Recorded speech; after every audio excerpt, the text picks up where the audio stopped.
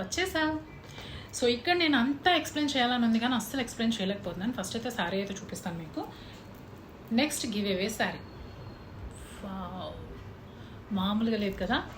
So ఈ శారీ మొత్తం work ఉందన్నమాట, అది కూడా హ్యాండ్ వర్క్. మీకు ఇక్కడ మేబీ ద రిఫ్లెక్షన్స్ వల్ల మీకు ఏమైనా కలర్ డిఫరెన్సియేషన్ కనిపించవచ్చు, బట్ ఇది వచ్చేసి గోల్డెన్ అండ్ వైట్.